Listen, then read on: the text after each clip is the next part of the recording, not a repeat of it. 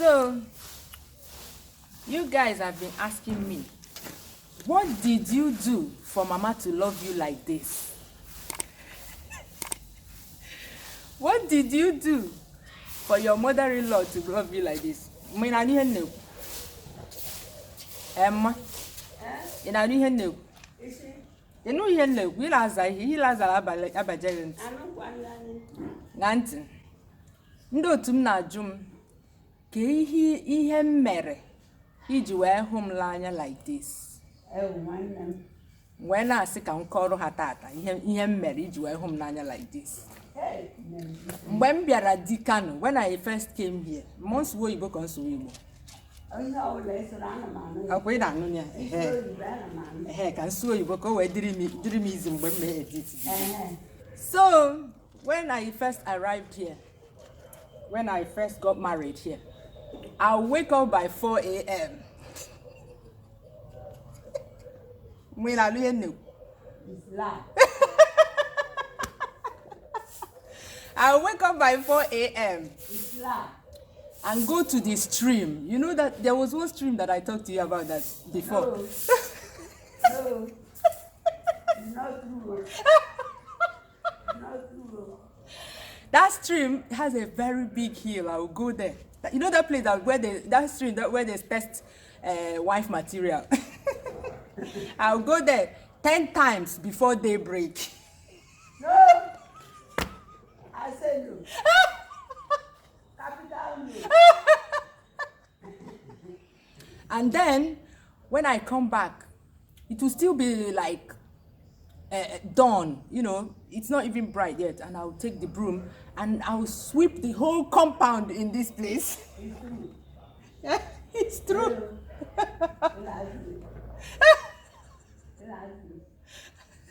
And then I'll go to all the neighbors and knock on their door and say, do you have anywhere to sweep? I want to sweep for you. Ihe mere mgbe bịa di. Ihe ka ime mgbe bịa di. Ijeza. Oh, you can eje akwụkwọ mgbe bịa di. Ize chachi ya ni na bife ga akwụkwọ. Ebe ka no go 5 go 6. Hey! Ina wonu ụmụazị. Go 4, go 5, go 6. 6 primary school. At the age of 16. 16, okay. Fair enough. Wow. Guys, that's a honey. Umu hakada. Their children will see. Mana, if you really have any member like ya 11.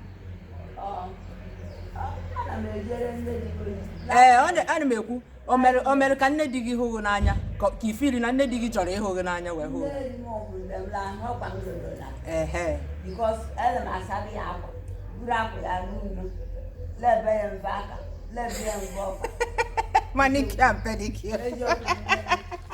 See, I want to teach you to go to maybe when I let you do back and walk there. My own blenders are better, although happy. Wow. No, Manando about all her name is Nihin. No, but all that how better has she in her house. I had Hollywood negotiate she need in our wide job. I know who is you now. And when they were Joe, mana. And when they were Joe, mana, opposing keep it in each other and they didn't want to feel. So, ladies, the summary of this video is that you don't need to do anything special before your in-laws love you. Yeah, you just need to be a human being, like a kind human being. Yeah, that's all. That's all you need. You don't need to bribe people with, because there are a lot of people that when they are about to get married, their mother-in-law say, I mean, Anambra men are notorious for that. That their mothers say, you cannot marry so person. But once someone says they don't want, or once you're a prospective or a future mother-in-law says that she does not want her son to marry you, it's better for you to stay away. Yeah. There's nothing you can do for that person to like you. Yeah. So it's better that you stay away, because I'm telling you, this my mother-in-law here, I did not meet her before both families agreed for their children to get married. Yeah, it's true. Now, these ones I'm saying now are true. I was just joking the first time. Then I was living in the UK. My husband has always lived in Spain, and we met. That's the story for another day, how we met. But yeah, my husband just called his mother and said he has found who to marry, that he's about to get married. And Mama, gini ke gwa di mu mbo gwa ni ana che no wan. Eh? Nya je na nke ọma. Onwere ihe ijuru ya maka onye ọ na-ache no. Onwere ihe ọwụ na ijuru ya. Ke ihe ọzọ igwara ya apart from ije ọma. Maka di mu gwara m ọla. Onye ọwụla nwa m gwa m so dawo. Mu support ka o. Did you people hear that? She said that before her husband, that's my father-in-law, died, I didn't meet my father-in-law. He said that before my father-in-law died, he told her that any lady that any of my husband has 3 brothers, so there are 4 of them here. So he said any of her sons, any lady or girl that they want to marry, that she should support. Yeah. So it's not the culture in Anambra State for mothers-in-law to say that their sons will not marry a particular person, contrary to popular belief. Yeah. Let me tell you a secret. A lot of those men that tell you that their mother said no, they're just trying to shift the blame to another person. They don't want to marry you. So when they tell you it's their mother that said, so that you will not say that it's from him. Yeah. Most of the time, that's a white lie. Yeah.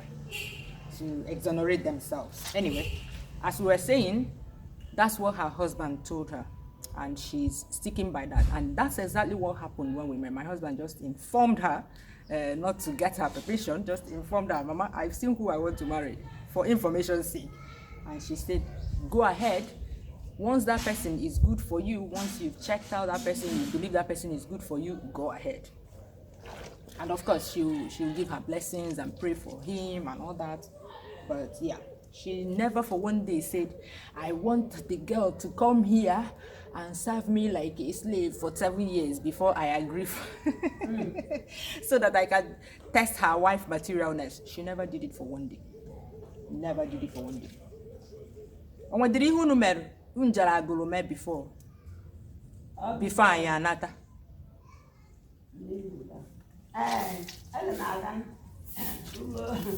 Mama, I let the hammer on the one year who got that. Then I borrowed my am. Now I borrowed my more. I want to let it. Yeah, my one other for them. The one who can go on. I don't remember down my well to Nazi Home. Yeah.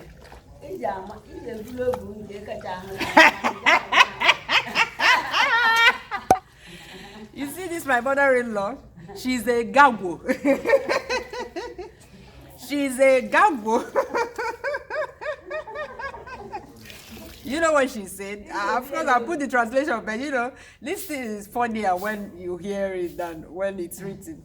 She said that all mothers have favorite, like they have one favorite child, but you're not going to tell that favorite child that is a favorite, or you're not going to, but in your mind, you know the one that is your favorite.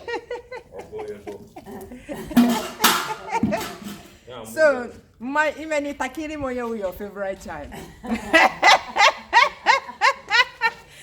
Ijeri moyo maiku. Maisi, oh emuna maide, maisi.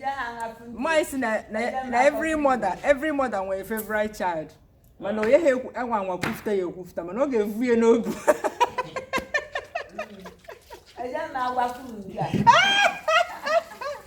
my attention ihorom nanya kezi he woni mangwa mode ha me keep your secret now. What's up? She said she loves me, but only this one. She will not tell me this one. Hey, mama the mama. So as I was saying, you don't need to do anything special. You just have to be a kind person. Like, forget about all these things. You have to go and serve someone like a slave before they agree to for their son to marry you. You don't need to do all that. Be yourself, and by be yourself, I mean be a good person. Be yourself does not include be a wicked person, because being wicked is a bad thing. Like somebody that is wicked, nobody wants to bring somebody that is wicked or that is mean, that is a bad person into the family. Nobody wants to live with that person. Nobody wants to be friends with that person, not to talk of getting married to that person. So be a good human being, like be a good person. Like we all know the difference between good and bad, and we all know what is wickedness and what is kindness. Just be a kind person. Try as much as possible to maintain a relationship, because every relationship, even if it's husband and wife relationship, girlfriend's relationship, boyfriend and girlfriend relationship, mother-in-law versus daughter-in-law relationship, daughter-in-law with the family members of the husband relationship, every kind of, even your relationship with children, you have to maintain that relationship. You cannot be a bad person and expect everybody to accept you into the family. It doesn't work that way. But anybody that wants you to come and serve them like a deity before they can give permission for their son to marry you, in fact, you better run away from that kind of relationship, because people are married for long-lasting marriages. You are married for, I don't know how to say, you're married for most of your life. For instance, let's say you get married in your 20s and you live to be 80 years old. So imagine you've been married for about 60 years of your life. So and who you marry determines the direction your life will be, to a very large extent. Marriage is a partnership. So anywhere you go and they say you're not coming in here, we're not going to marry you, and especially this comes from people that don't even know you, they've never met you, they just have this prejudice, maybe because of where you come from. For instance, in Anambra State, they may say, oh, you're from Imo State, because of that, we're not marrying you. They don't know you, and they say that. If people can say that kind of thing before they even get to know you, that means they just don't want you. The best thing to do, no matter the kind of love, in fact, no matter the kind of love I have for someone, if anybody in the person's family opens his or her mouth to say that kind of thing, that love I have for that person will evaporate. Let me tell you the honest truth, because I am such a person that want to feel at home wherever I am.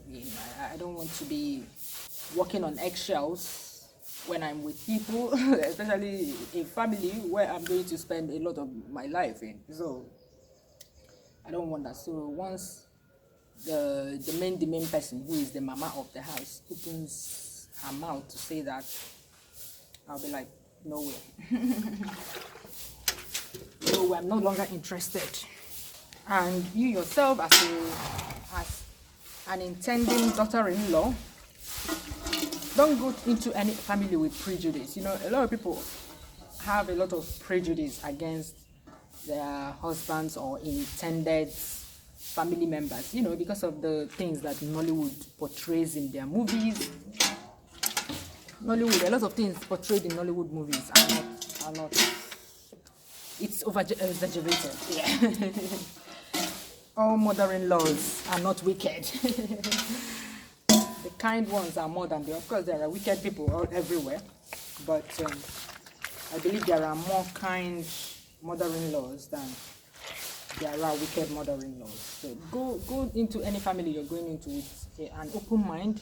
I know that some people can never be pleased. Yeah, there are some people that are bad for real. Yeah, you can never please them. So even if you serve them like a slave, they will never be pleased. So that's why I say it's better for you not to go in there and start pretending to please them, such people will never be pleased. Yeah. So,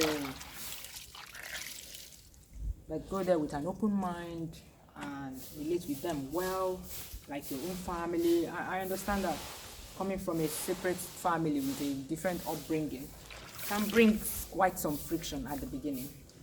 I'm not going to sit here and tell you that I and my mother-in-law, we did not have our own friction. In fact, the only thing that happened between us was when I first came was that my mother-in-law is someone that likes to advise. You'll be cooking and she'll come and tell you how to cook. And I'm like, Mama, are you really teaching me how to cook? Do you know how long I've been cooking in my life? Like, I rebel, big time. Do you know how long I've been cooking in my life?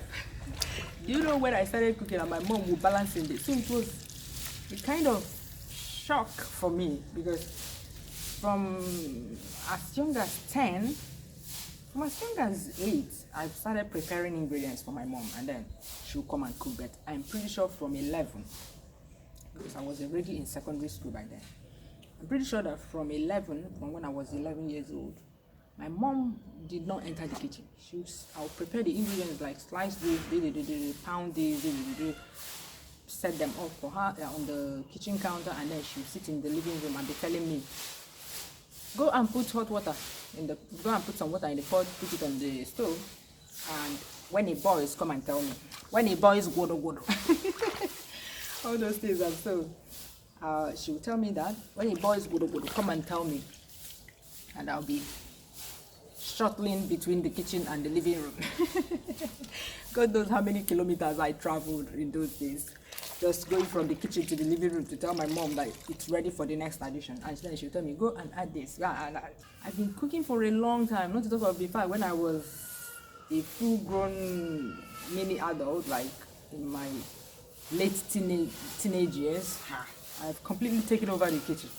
So for me to come here, how many years later, and someone was like trying to teach me how to cook. Hey, add this one already. It's time for you to add this one. Come and add this one. No, be like, Mama, stop advising me. And then later she started adjusting, and everybody will be telling her, my brother-in-law, this Ijele, that Ijele will say, leave her alone. She doesn't just know how to cook. She knows how to cook very well. In fact, I'm usually happy when she's the one cooking. My brother-in-law started adjusting little by little. And she confessed as well. When I finished cooking, she confessed as well that it's tasty, oh, it's tasty. I say, yeah, it's tasty, oh, it's tasty, oh. Everybody has their own style. Wait now, when I finish. So, to conclude this vlog, you are enough. That's all I'm going to say. You are enough. You don't need anybody to and their families to complete it. So don't start what you can't finish. Don't pretend. Yeah. I mean, I don't like doing too much work. I'm not somebody that will wake up by 4 a.m. Hey, and I'm not someone that will do something when somebody else wants me to do it. I like doing things at my own time. Please don't beg anybody to marry you. Don't beg any family. Don't beg to be accepted into any family. They will use you for as tissue, like we say in Igbo land. They will use you as tissue, like, you know what tissue is mainly used for. Yeah, that's how they will use you. If you beg your way into their hearts, you should not beg. You should not bribe your way into anybody's hearts. Just be cordial with people, be kind to people, and whoever doesn't want to reciprocate, throw the person by one side. Don't try to warm your way into somebody's heart. If a guy loves you enough and really finds you, sees you as someone that he will spend the rest of his life with, if he really wants you, he's going to, even if his mom is that kind of person that will come in your face, I don't want you here, I don't marry this person, he will level the ground for you. Like he will go ahead and level the ground, like even issue warnings before his mom meets you for the first time. Yeah. Any guy that wants you will go the extra mile. He will not allow anyone to insult you, anyone in his family to insult you, because an insult on his intended is an insult on him. That's what a lot of people don't know. If anybody insults your wife or insults someone that you want to marry, the person is insulting your judgment. They are trying to tell you that you're a child, that you're not old enough to choose your wife, your own wife. So it's an insult on you when your mom comes and says you cannot marry this person. They're trying to say that you don't, your sense of judgment is poor. That's what they're trying to say, that you're still a baby that should be choosing a wife. And actually that's what you are. You're a baby if it's your mom that tells you who to marry. Yeah, for no reason. I mean, there's a difference between your mom saying, I know this girl is not a good girl, I know someone that knows her, that said this. But a lot of all this, you are not coming into my house, my son will not marry you. They don't know the person. They haven't even met the person. Some of them are saying all this on the phone. Once they hear you're from a certain place, they're already against the marriage. So in that case, you cannot do anything. You can't do anything. You can't make someone love you. And let me tell you, no matter how much a man loves you, if there's a friction between you and his mother, unless his mother is really, really, really a witch, that even both of them don't talk, maybe that relationship can survive. But so long as he still sees her as his mother, still respects her, there will always be friction in that relationship. Maybe you wouldn't be looking forward to going to the village with him, and he may not like it. You know, like there's all these small frictions that will be arising in the marriage, which you don't want to deal with for a long time in your life. Anyway, you guys know that I'm not an advisor on this channel. I'm just talking, because of a lot of you send me personal emails about these things, you know, life in general, but because it's not something I like to address on my channel, because there's always a million scenarios to every situation. Yeah, so there's no one advice that fits all. I mean, if your sense of judgment is sound, just make a decision with it based on what is happening around that time. Yeah, based on the situation. You know, some people may say don't marry this person, but they don't say it to your face or something like that. You hear about it in the grapevine. And some people may come in your face, like throw your things out. You know, there's a huge difference between the two. So you decide what to do, but don't let anybody insult you. Don't let anybody insult you just because. Don't let anybody make you feel like they're doing you a favor by marrying you. No. If you're an asset, if you make yourself an asset to anybody that comes in contact with you, people will be begging for you to come into their family, because they will know you will be a blessing to their son. And if they don't realize that you're a blessing, you go elsewhere where you're wanted. That's how life works. That's how I see life, man. You go elsewhere, carry your blessing, like you dust your shoulders, you very proudly carry your blessings elsewhere. Yeah. It's their loss, not yours. Anyway, that's where I will end that Dear Auntie Flo episode. Is this the first episode of Dear Auntie Flo?